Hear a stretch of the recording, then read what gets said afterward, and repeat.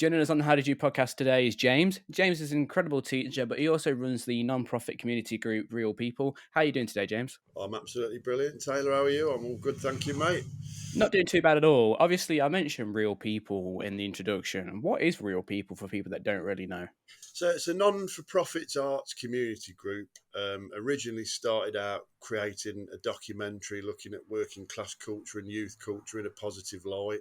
And I did another community group before that called the Urban Arts Clinic, which was all about engaging anybody that's suffered any sort of trauma through arts, through sports, through anything that people engage with, and helping them in a positive way. And the aim is to showcase what they learn and do at a big festival, which includes the whole community, is multicultural, diverse, for all ages, so that the people that are struggling, the aim is really to take them out of that environment or even engage with them in that environment, and then get them to showcase what they've learned in that environment that they're causing problems, and then take it into a big event where there's thousands of people and they can become a hero for the day, help to believe in themselves and change their mindsets, and go on within that industry or acquire the skills that they need to be able to be confident enough to go on and live a happy life and a fulfilled life, and create a career for themselves, something that they're passionate about, something they believe in.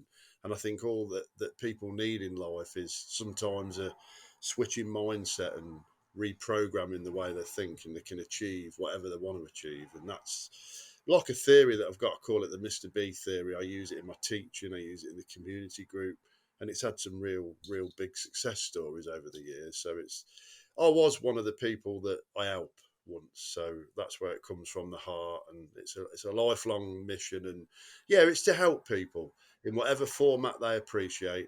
And my job is to facilitate all the professionals at the top of their game to work with these people, and then organise the events and help the people along the way. So that's what it's really about, to be fair, is helping people, real people that need help and support that's not out there. And we aim to give that on a shoestring budget. So yeah. You speak about your teaching. Did you always plan to become a teacher when you were younger, or did you do that purely to help people out like you do now? Yeah, the big thing for me with teaching was my parents separated when I was 8 years old. My mum used to have to go out cleaning when I got back from school. My dad had just run off with a fancy woman who was horrible to us. And I felt lost, felt lonely, used to get in trouble with the police in school, outside of school, not as much in school, because I knew that if social services come around my house, I'd probably been taken away. So I knew that I had to be good at school, but I was getting in all sorts of trouble. And I had one teacher that really helped me out and showed me that I learned visually. I never knew that before. I didn't realise I was dyslexic. I just thought I was thick. So at that time, I felt worthless, thick, unloved, just, yeah, complete trauma that I didn't realise was trauma at the time. And one bloke really helped me out. His name was Mr. Davidson. I don't think he realised how much he was helping me out. But a good friend of mine, David Whitaker, it was his uncle. And I always remember him saying that he was speaking to his mum about me, how I used to write really hard, and you turn it over and it was like braille, like a piece of artwork. And I had him for media studies, and I remember him showing me the Levi's advert from many years ago where the bloke's in the laundrette and he pulls the jeans with the end in the white t-shirt, and he asked me to analyse it, and it just felt so easy. Like I'd educated myself through visuals for years without realising it. That was my format. But when you're a kid, people, I'll get, oh, you're watching the telly all the time, or all you do is watch telly, all you do is watch videos. But I was learning from them videos, and he identified that. So I remember having an English lesson with him, and it was an animated Midsummer Night's Dream video, and he asked me questions on it, and I was just taking the mick, putting on funny impressions, accents. I could answer every question, and he asked me to stay behind and said, "How did you know that?" And I just said, "It's a video." And from that moment on, I knew, and he encouraged me to learn through videos. And from that, I ended up passing I got the film Kes. That was what we were doing for English. So I watched it 3 times, and I was able to get it. Whereas I went from the bottom English group to the top English group within a year. And he got me up to the top English group learning visually, and then it was just keeping up with books, reading. I couldn't do it, so I used to mess around, and the English teachers would say, you lot are just complete bumholes. You go in nowhere. It was just yeah. So it was that learning from that video, and ironically, the interview that we do for the documentary that I started Real People with is with Ken Loach at his main office behind a Kes poster.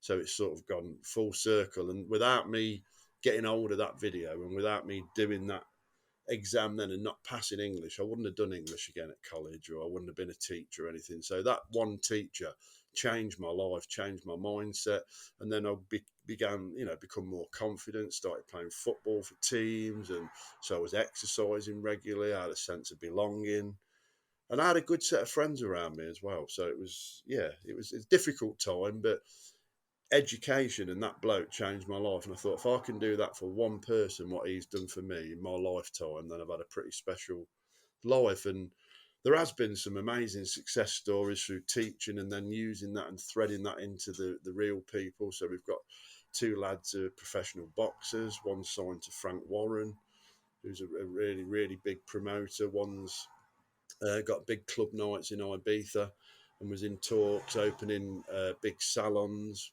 with famous rappers in Birmingham. I can't really mention names at the minute. Um, One has taught with me. He's now gone on to achieve his dream job of being a lorry driver. That's what he wanted to do. But he taught with me for about 4 years. One has got his own clothing brand, so I taught him about the law of attraction, how to create vision boards and visualize what you want, to meditate. And he asked me to go and see him. I remember going to the custard factory, and I told him about all this stuff, and he printed out a load of little posters and stuck them on all the lampposts around the custard factory, and I didn't know anything about it. And I went there with my missus and kids, and I just couldn't stop crying. I was like, what's happening here is what I'm teaching them, they're using. And then he asked me to meet him a year later in the city centre, and he had a massive electronic billboard with his clothing company on it. He said, I'm nearly a millionaire now, and he's gone into now creating furniture, as well as being at university as well and studying.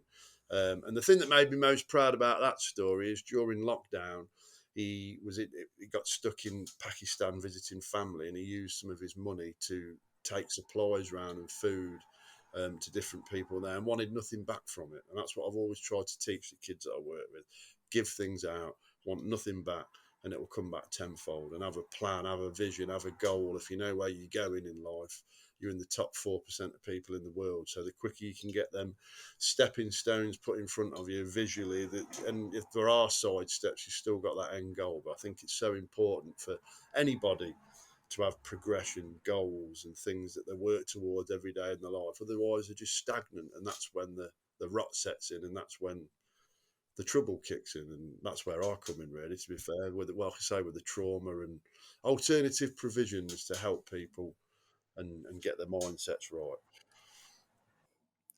So, you've helped quite a lot of people, not only through mindsets and their thoughts and teaching, but you've also had lots of different things that go on around the town of Nuneaton.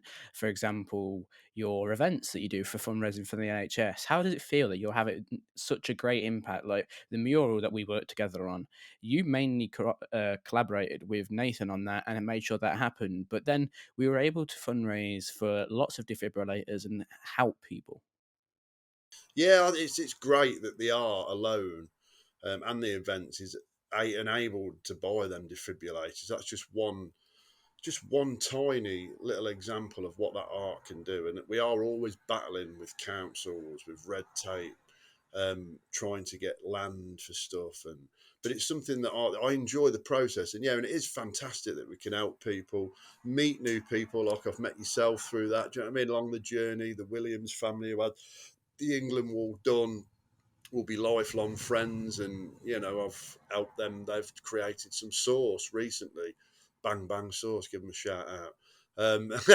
But they've now hopefully going down to the Eat Streets and Beats event that somebody else is running. I've got them a pitch there, so it just rolls on and it just feeds into the community, gets people talking, gets people helping each other. And if the artwork is the legacy and the backdrop of them events and getting them people together, that is what it's all about for me. It's finding that medium that people can relate to, home in on, and use that as a positive tool to be able to communicate with them. And that England wall alone, you know yourself, it just went absolutely crazy, didn't it? And set a real trend. I think that's the difference in what we're doing to what other people are doing. We've got meaning and heritage behind the artwork that's in the town, like the England wall. We did the Azalea piece, obviously, little legend who lost her life.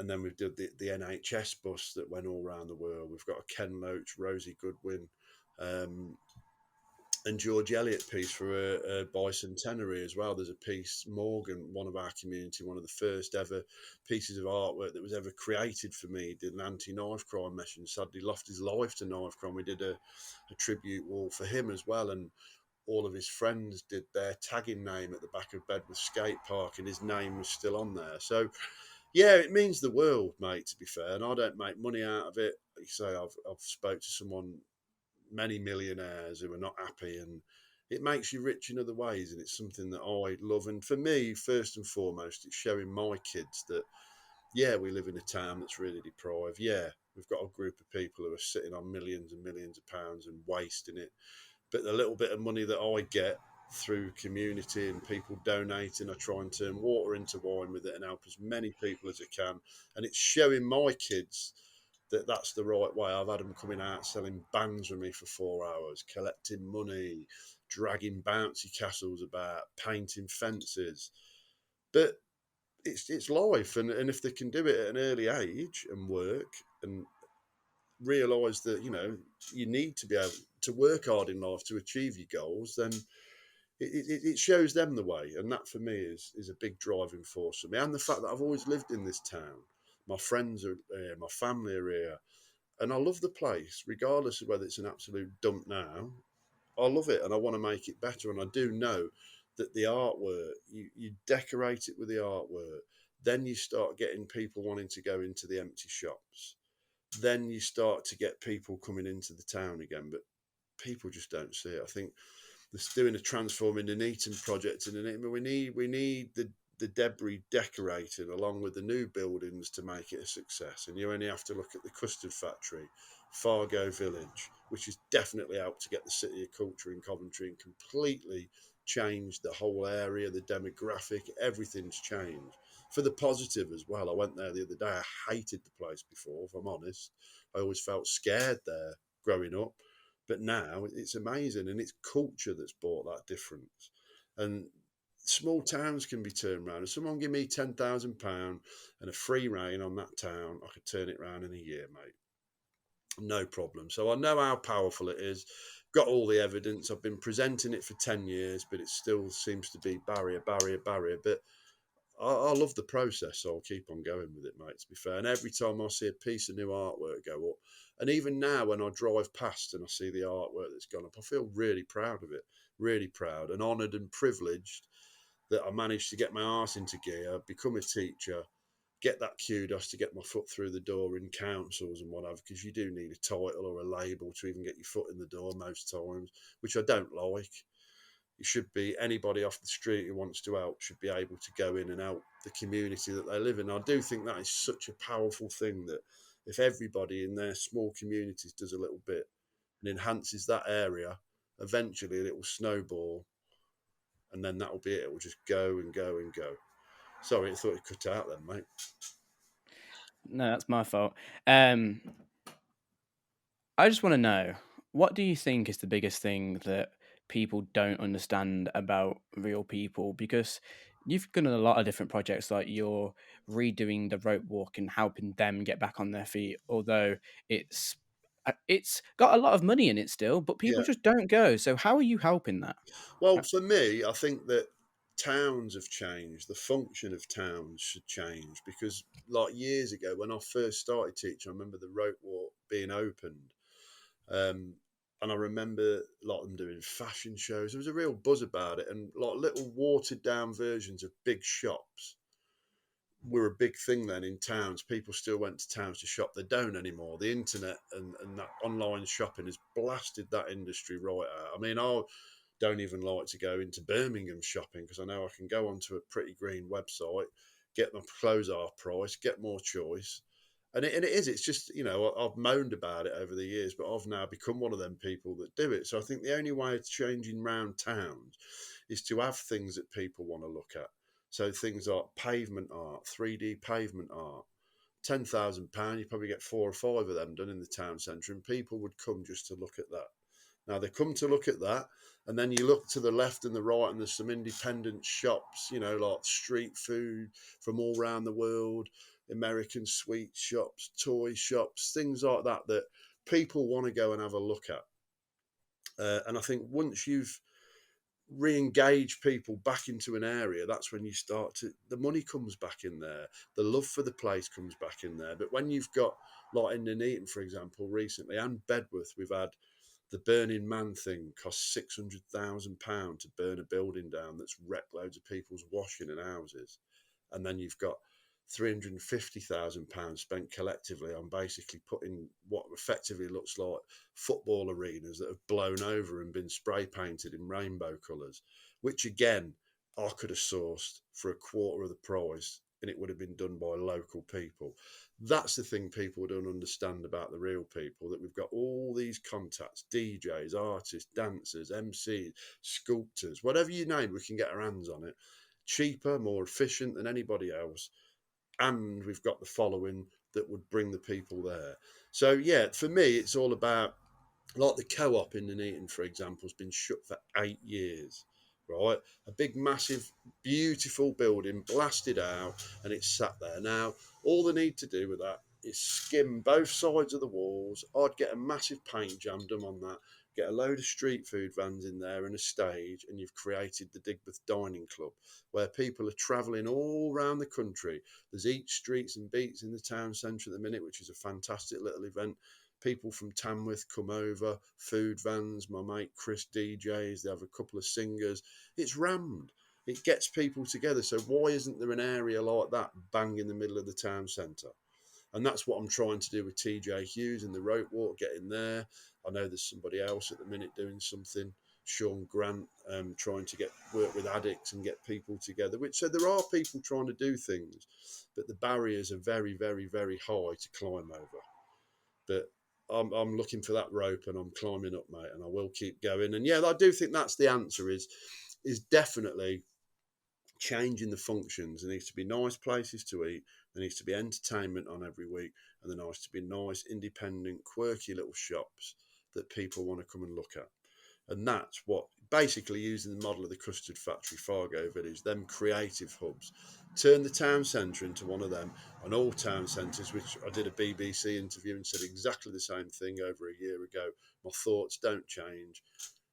Do it full of creative artwork, pop-up shops, local people, creatives, turn the town around. And will that take millions? No. Thousands. Thousands. Not even loads of thousands. 20 grand, mate.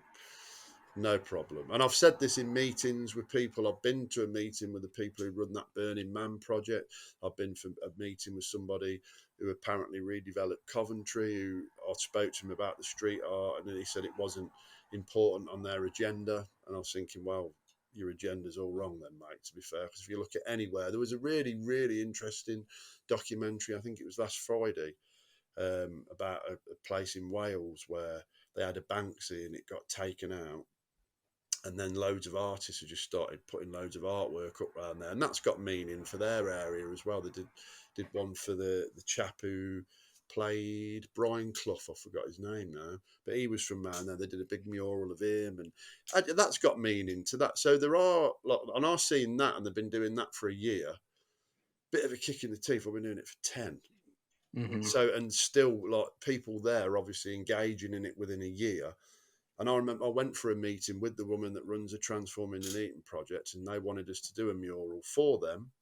And then the venue got moved 3 times. We got blamed for that. And then I was told at a meeting that mural needs to go up so they've got evidence of how they can work with us, even though there's 10 years worth of evidence on every platform that I've shown them. So we did that mural. We did an interview for them, and we've still had nothing. Well, we did 8 pieces of street art for the Queen's Jubilee ready to put up next to the Transforming, and it's been denied.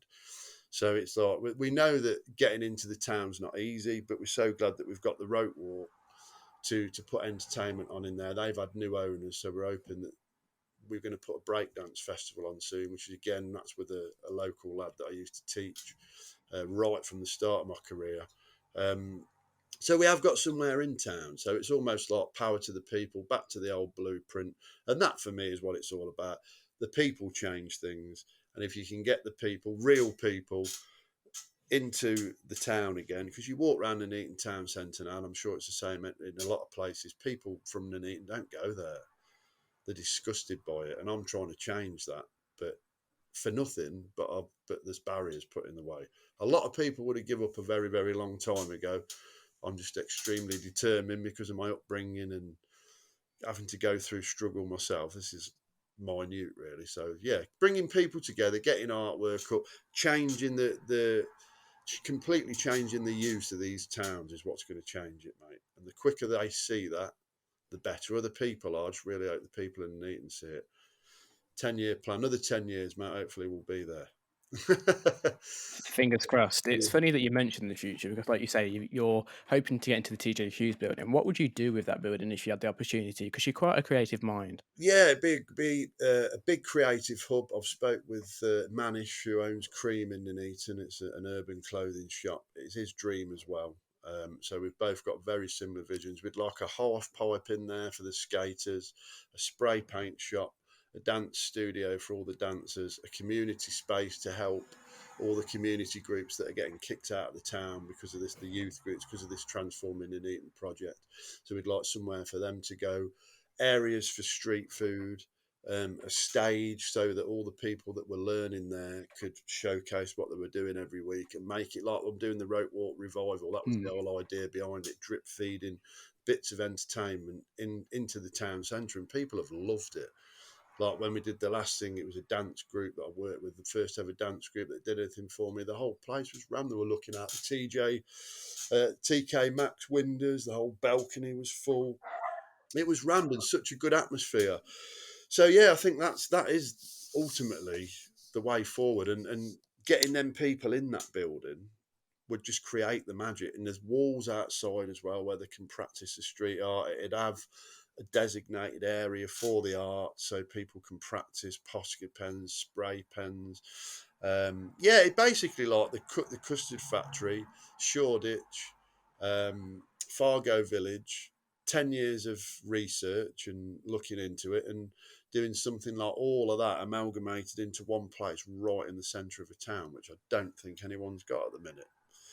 There might be a few places similar, but that in a shopping centre like that would be the main hub. And then Manish would potentially move his clothing shop. And the idea behind that as well is we make partition walls, which are all done like through boxes and wood and sprayed by artists. And then creatives, local creatives, can have a space. So I've been reached out to many times for people to get spaces. So they would have a space, how they were doing T-shirts or making bands, whatever it may be, making cakes.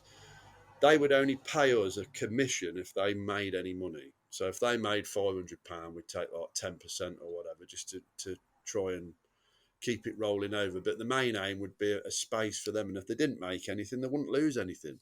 They'd just take the stuff away, wheel it away, and job done. So that's what we'd love to do with that space. So we've got to wait for the new owners and see if they're filling that up and filling up shops. But if that doesn't come through, I have been in talks with other people where there could be other venues for it. So it's a long, long way away. It's a big dream, but we've got the contacts to make it happen easily. It's just getting in there, and I've been talking to the Arts Council about it, different funders. So it is possible. It is possible. But it'd be a big project, but I'd love to do it. It'd be an ultimate dream of mine, that would. But I'd never want to give up teaching. I love teaching. Big passion of mine.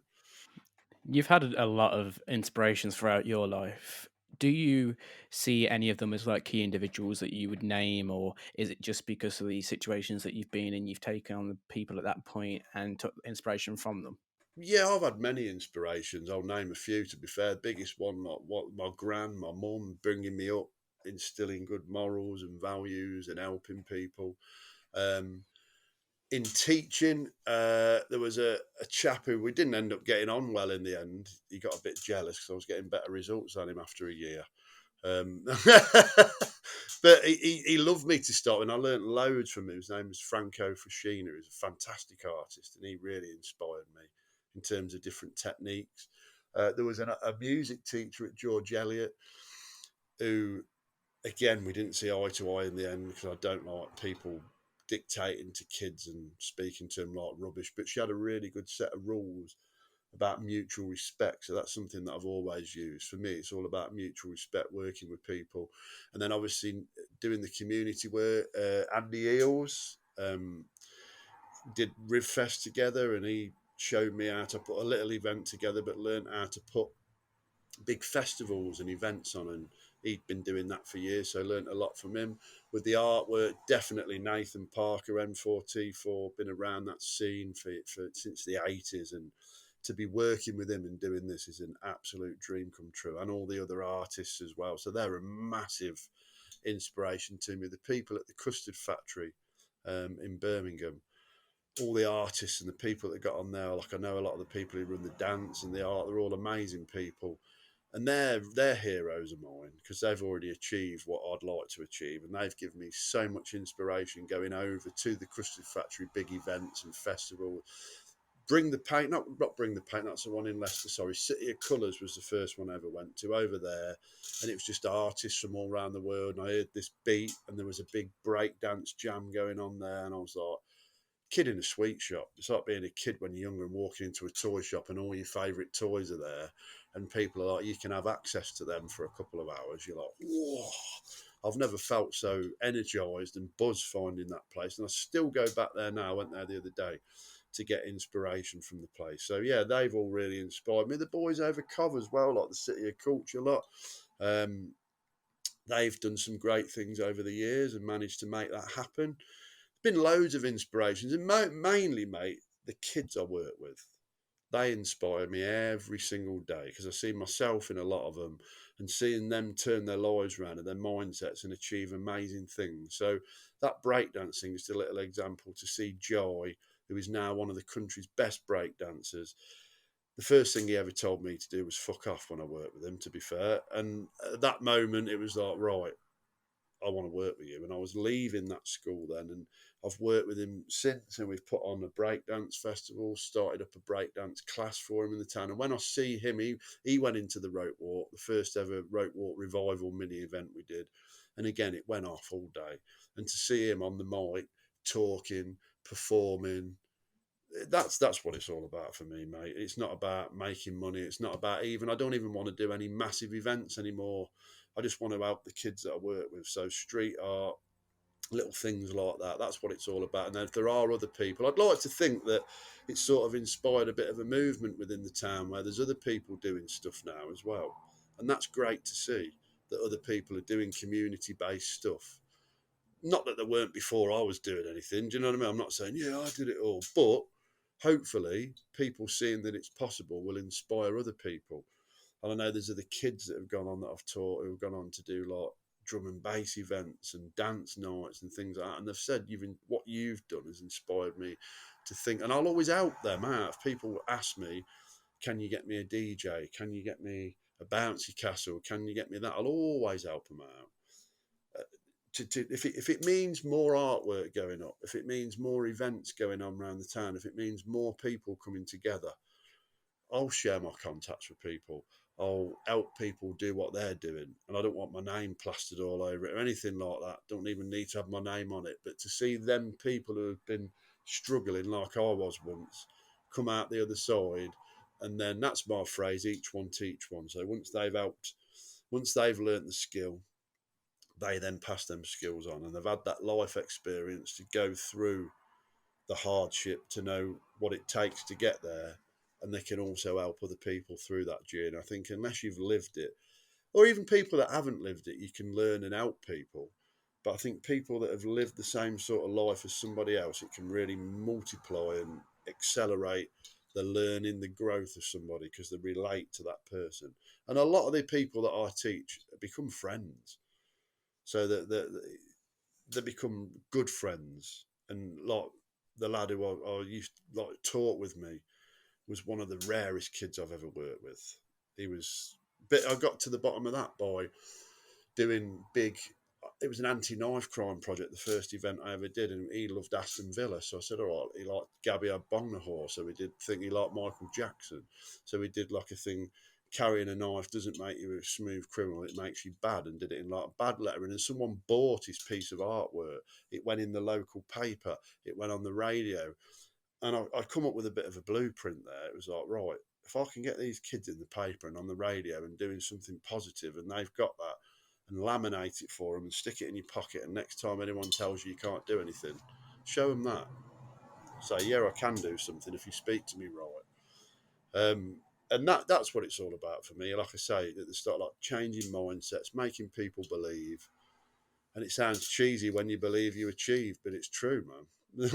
All these cheesy phrases that you see on classroom walls and what have you when you're growing up, and you think, oh, it's a bit of Stilton on the wall, but it's there's so much in old phrases and old values, and I like to instill that in kids as well. Always treat people the way you wish to be treated. Don't look down on anybody unless you're lifting them up to get them up to your level. And you know better than anybody else. Nobody is. We're all people at the end of the day, and if we all help each other out, we end up having a much better society and a much better place to live.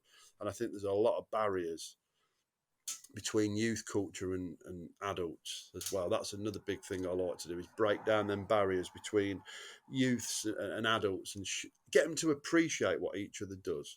So another example of that would be when we did the first breakdance street art festival, graffiti festival, whatever you want to call it, urban art festival. There was somebody doing Tai Chi, yoga and meditation with kids who looked like roadmen, and then there was people next to them like 80-year-olds having a go at spray painting with 5, 6-year-olds. And then you look to the right and there's a grime MC on the stage where loads of people with man bags in the air throwing trigger fingers. But then there's older people go, oh, that's poetry. What they're doing is poetry to music. Yeah, it is, yeah. And what they're doing there, they're learning how to crown. And then there was crown pin bowling next to that. And there was some kids who looked like little roadmen having a go at bowling with 70, 80-year-olds who normally, them 70, 80-year-olds, get off the grass. Do you know what I mean? Don't what you're doing here for. And then that creates boom. And then they're like, fuck you. And then it's boom. And then everything goes up in the air. So, yeah, it's breaking down them barriers, mate, is a big thing, I think, for everybody, and getting to appreciate, because even what young people are doing, it's still an evolution of what that them grandma and granddad were listening to or doing many, many years ago. It's just an evolution of it, and educating people on that evolution and culture is huge for me, huge. You have obviously given advice to lots of different people, but if we were to sum up the podcast, what is the main bit of advice that you'd give to somebody if they asked you for it? Look after yourself first and foremost. Be positive.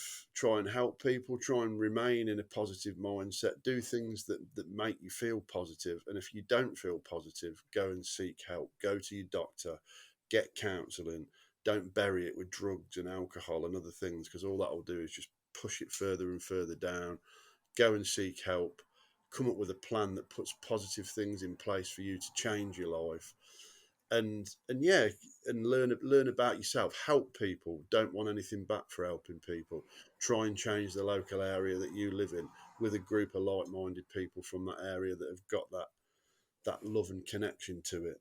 And change smaller areas in a big area one by one, and eventually it goes bang and pops out into where everybody's getting involved in it, and it can change people's lives for the better.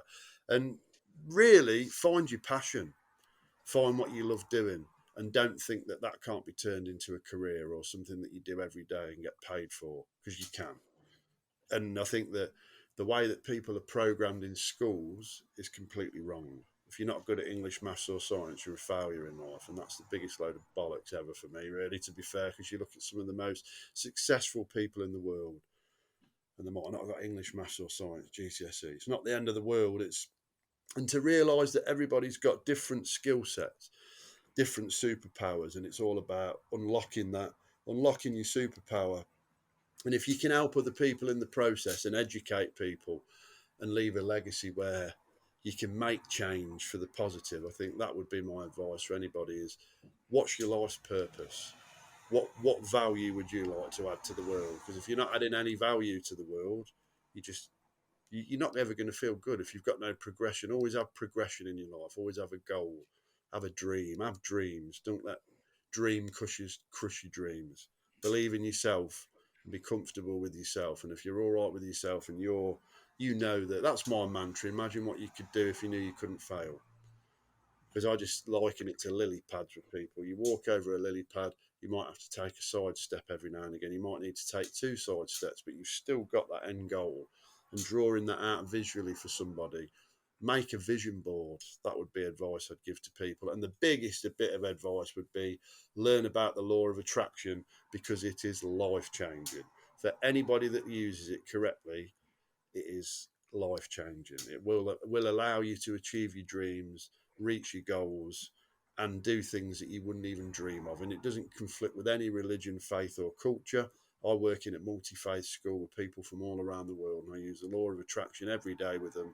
And touch wood, or metal in this case, we get 100% pass rate every year with the most problematic kids that there are about. And I don't even like using that word problematic. It's traumatized kids that need help. And I think my biggest bit of advice as well, another big bit would be, if there is trauma, you need to get to the root of that trauma. And once you've got, and that's the most painful process of it all, is getting to the root of that trauma, but then using that trauma in a positive way rather than a negative way. So if you can turn the worst day of your life into the best day of your life, you've cracked it. And I would say mine was probably my dad leaving when I was a kid, asking him, will you ever be back?